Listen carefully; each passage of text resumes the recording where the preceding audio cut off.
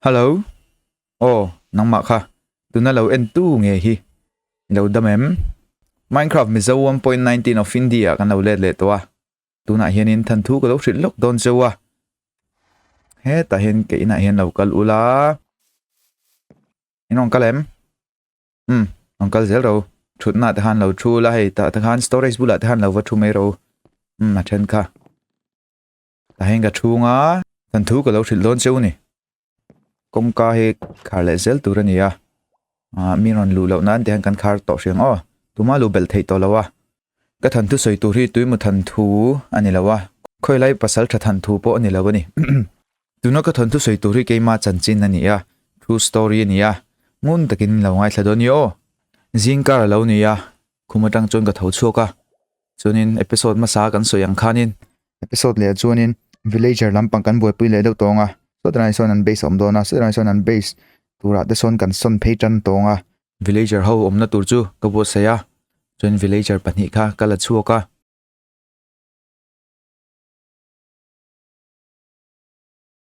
chonin an omna turin mun pakhat ka siam saka kan villager trading hall omna lampang tura khana niya khami lampang nai dewa khanin ka son pheya villager omna lai turvel chu ken kola lunga lo tam e ma lung hi laiwat wat ka duwa ka pickaxe mang chuan lung chu kan lai china marol chu un le tha tam takha ma mo don ti ka ria chu wang chuanin beacon nei karil ruk ta wither skeleton skull hi pani nei sa ka nei ti ka ria chung chu kan zong khoma pakhat chi nei ngai to pakhat hi nether fortress sa khanin zong turin ka fo phele ngala akon wither skull how an lo spawn tura ngai la wither skeleton hi pakhat kan lama mo ani wither skull in thlau thei ngem thlau lawa thlau lau le to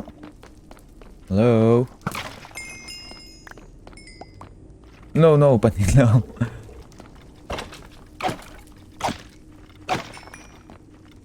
skull la thlau lau thlau em thlau lau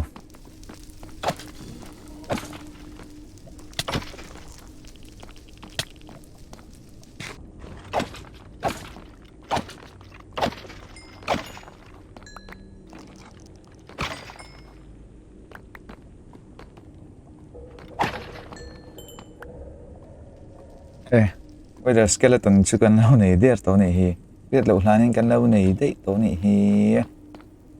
kan ho the chu tian ne the fortress a chuanin skeleton vel ka tha zo nu chuanin beacon siam chu ka tum ta a amaro chu beacon siam tur hian wither boss pe photala nga ya chuanin wither boss chu tha dan kan zonga video danga te po han kan that to a amaro chu tun tum chu nge ka ngai tu ka hrelowa desert ta ka kalpuya ka thlok wanga ta chuanin wither boss chu ka spawn ta wither boss nen hin kan in beya rei tak chung ka in beya wither boss thlok boka ipo ka thlok boka chunin wana kan in beya wanin do na ro pui tak a thlenga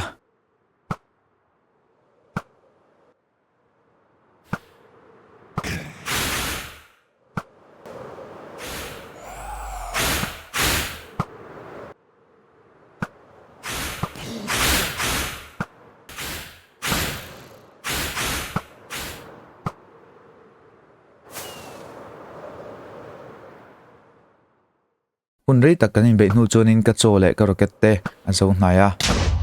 chuanin noi lama chuanin ka thlok thaleya chole rocket te le tur chuan ka thlok thaleya chuan chole rocket te ka nei to nu chuanin han be le a amal chu wither hi lowin heal chara ama khanin nun na kha lo ti pung le thina kan sa lo kar khana nun na hi lo full le leka chuan ka han be le a wither hi ka tur nei lo wangin a thlok sang tela sang taka om towa kipo chu sang taka chun ka thlok ve zela leipo kan hu phato lawani ti chunin wither chu ka mu zo ta reng lo maya hetingai vela chu na om ti chu ka hria chan chu heya chunga hian wither boss nun na hi lo langa emi lan hi chunin wither hi ala nung ti na ni ya tingai vela hian om turani ka soyang khanin ama hi mu tu reng om to lawa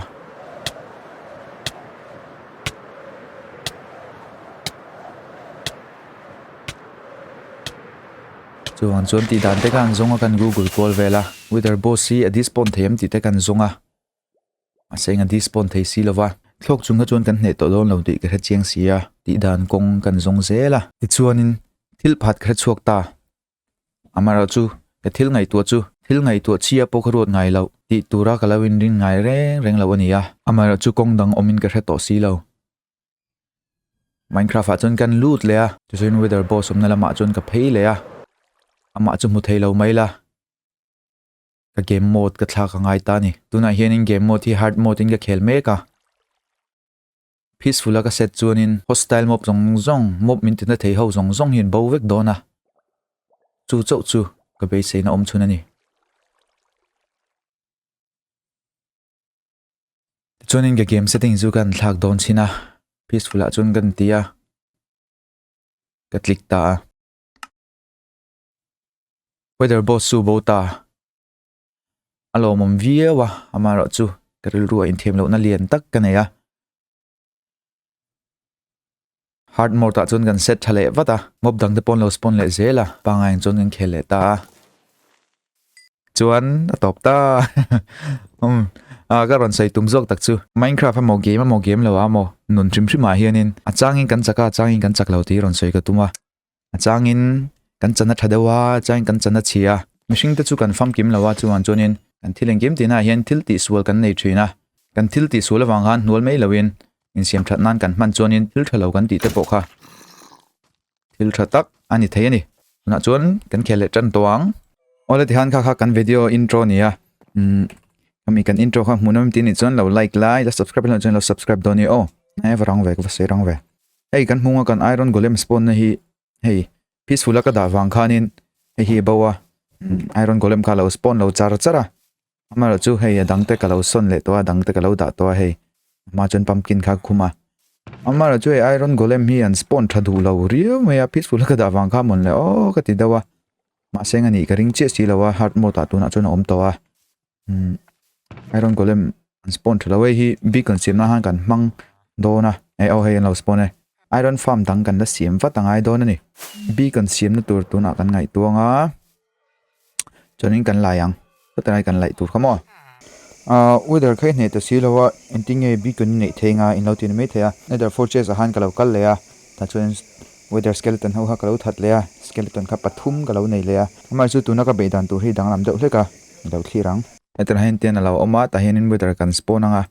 video ma sa tila ska series ma sa ha jonin iron golem kha ka manga tu chen ka mang to don lawa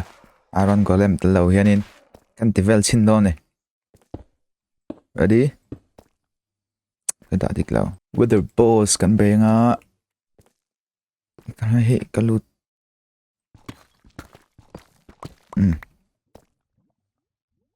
1 2 3 come on buộc đồ na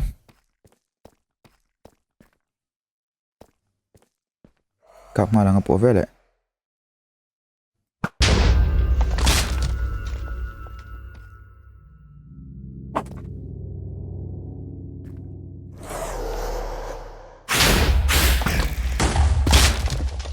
mua lại cặp bằng á để xếp là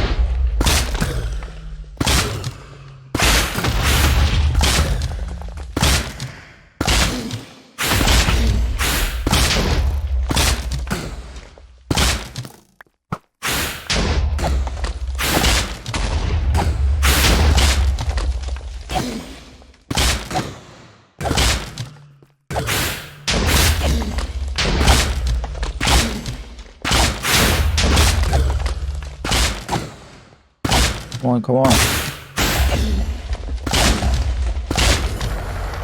han olsam em nether star hi bi kan siam kan manga le kan lai thei ta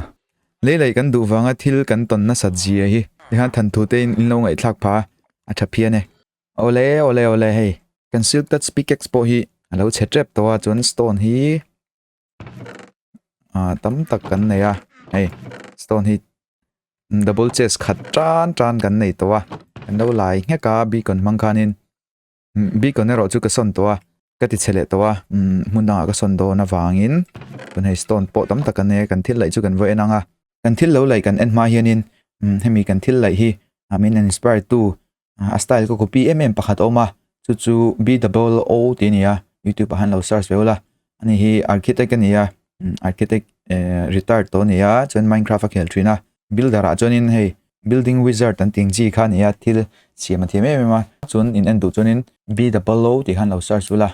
khelte a gameplay te mu na me mani tu nai lo thirang hi kan villager trading hall om na turania ko han thuk takin oma ma chu hei torch ka da don lawan kina chonin candle ka mang dona te point torch ka da I think hi mob spawn thelo turin kan siam vek bokonga thim rep rup do khan kan siam don ne hei kan bunga stone vek kala manga sir vela te po hianin hi na kina underside te ting han kala thlak dona noi pu kan mu don lo ko thim vek don then hi kan trading hall turania time villager pakhat thewon omanga chonin hetlama hianin thil dang kan da don boka villager emerald farm turang chi akan da dona tena hen villager poimo do hawania da chan poimo ve tho ho ha kan da dona alu tlang thei hri lo antia danger konga tlang lo na thokan om kan hei inchunga te hen ten light te ron eng thlanga torch te chu om don lawa kha lo nia chonin lei kan light ta sa boka hetin lai mi hi lei lo ka du dawa hi kan base lu na tur hi kan lei lo na ri to lu tuka lei van vat tur lei zo ma sak ber tu ne kan starter house box kan sak chun zom thei lo pha chon tra hi kan lai vat tura ngai ila tra hin ko lai zol dawa hi bi kan nam na tur ani ya dar chest ka kenga chon ken dar chest chung po hi kalo manage do hleka fel fai do hlekin kalo tia chon hei kan munga bom pol a hi chonin thil tangkai do hlek nge thil lu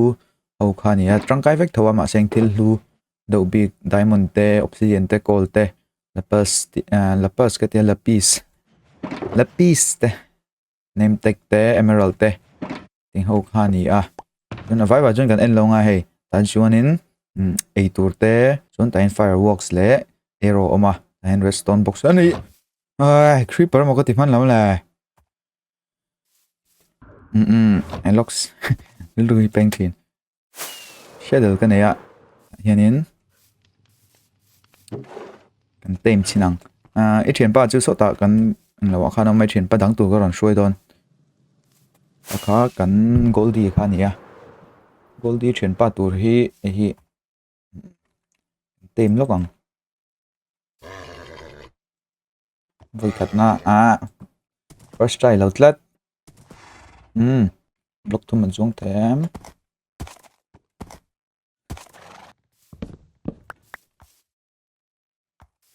ichele mày nghe ông gì tay long về mấy mấy xịt tệ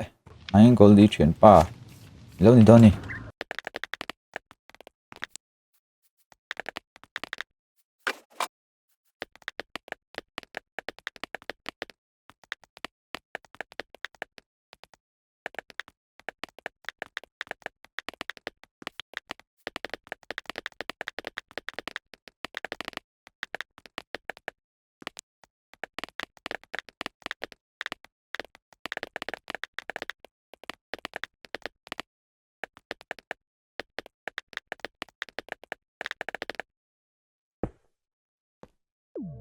nice anh bị cần này á H2 cần đua lấy lại nan chuan in H2 mang hianin lấy lại chắc sót thế à efficiency 5 cần này á cần lại chi năng hết này mi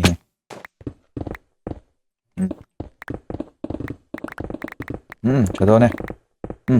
cái bôi cần lâu lại lệ đâu không lại sao khả năng lấy lại đó nhiều tu này hianin n dimensional ka lo ma hei dragon kan be na han ka lo ma hi kom san chu le ha ka lo lai ne to ni chu chu mai ba chon hei kan man ro man te hi lo cheto lu tu ka chu wan chonin kan hil zoi kan hil dan chu tu na hianin enderman farm ang ve de lek ka lo siama enderman ha den kan en kola an min ta kan en hianin an thin rim thina an thin rim ma ko la chon he tai na ram kal lu ta tung po so rong kal lo la then kahil du ha mending oma ta hianin hei efficiency 4 efficiency 5 fortune 3 mending ani chon xp mangin asiam that the tikhan Enderman awik lo thata XP khan thau se la kami mang khanin ka lo hi la hey kan hunga Enderman hian thir em em ma changchun Enderman XP farm hi kan siam lo me do man lo tenai kan om lai hing ka tia stone kan nei nga tho boka so lama son kan siam anga Enderman farm kan siam thin ang tho han kan siam le do na so lama son kan siam anga block za som hi vel kan phenga chun kan sadoni tuna chunin man ru kan la photang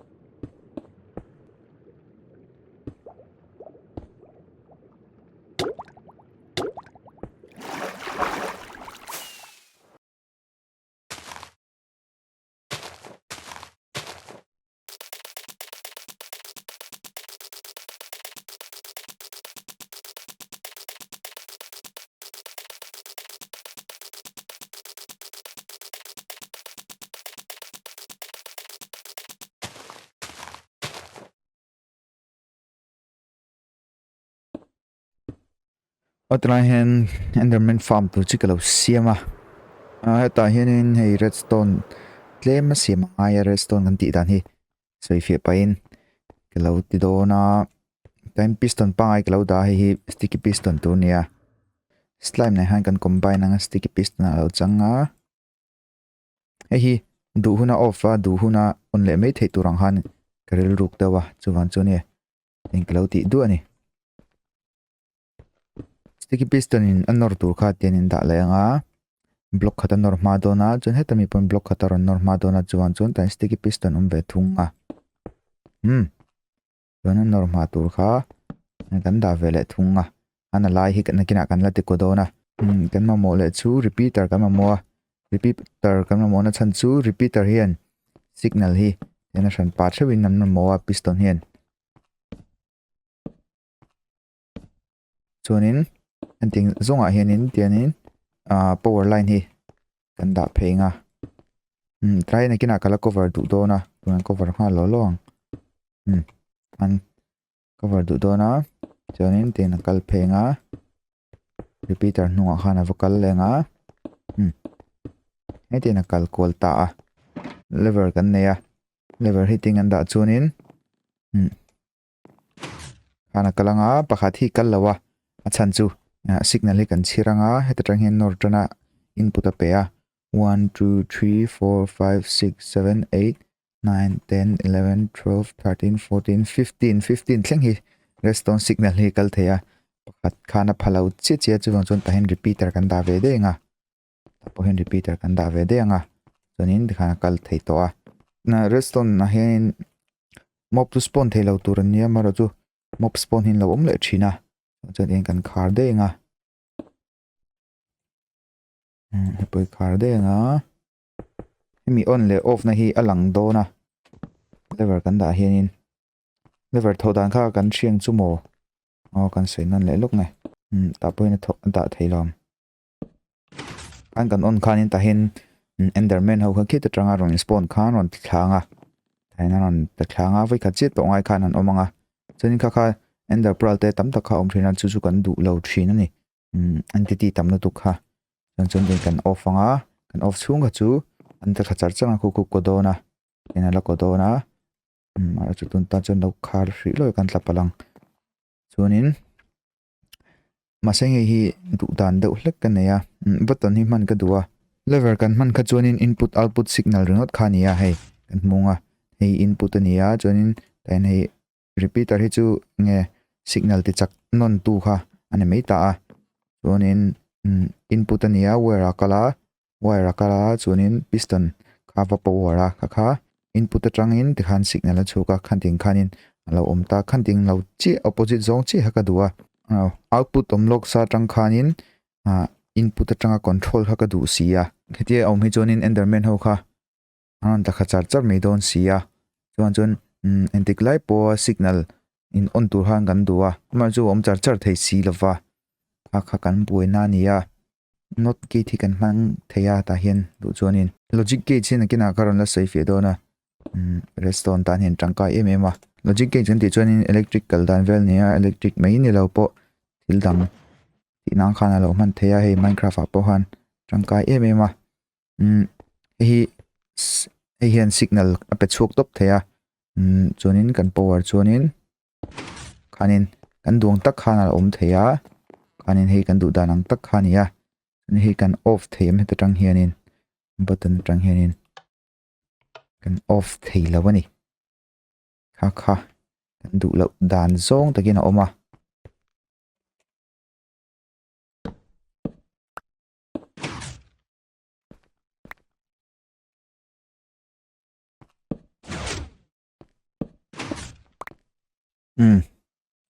cái tranin cái gì signal kal dan hi kalau ti dik lo do thata kan ti thale nga tang kan ti dan tu chu hemi hen signal kan pe duwa chuan chonin pek du na khanin block kan danga ai heta tang hen block kal tlang hen kan pe do na chon kha activate kan duwa hi activate nga kan duwa and activate renga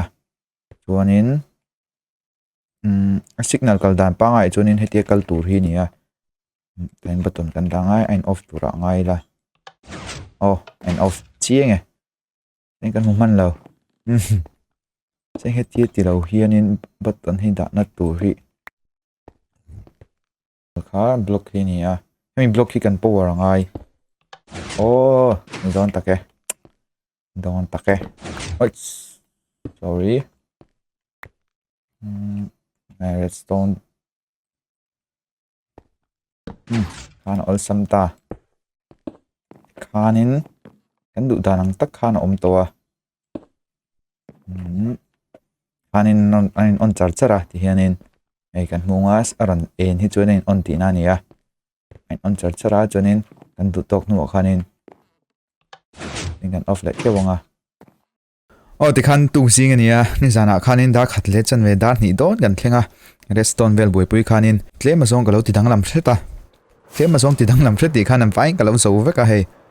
achung hi kan en ma sanga hnuya na kina kan lu do ni hei kan munga ete lai minecart chunga henin endermite to ma kha khan name te kan pe a dispawn thei lawa chonin endermite ho hi enderman ho hian than du thina an hoe me ma chonin endermite lama han kalan du thina chonin endermite lam nei thei bera kalna turom chun chu heting lai trapdoor hi nia lai trapdoor a hen thla ang heta hen 44 block vel an ron ta kha 44 block vel an ta kha khianin an na hi vai kha che to khana oma hei rocket mang po hen ten a tha thei to sam to em ma chem phei chonin khanin an vai na tha theya khu kan mung ender pra la om chawa ender pra po kan nei chawa khu tam lu tu kan du lawa man chon te na off kan off na kha hetang lai off na kan da kha hetang ka lo son phea ten hei redstone te kal kol no ya anok pha de ule ka kha kan xp farm lo nei tu chu ni hrini ole ti khan video te lo sei don to hei thil tam tak kan tia chuan in video thui tak tak hein lo en pe lo ta khanin kan lo du to don tonga tu episode tan chu kan du to le hri photanga episode le kan mu le thau do ni o bye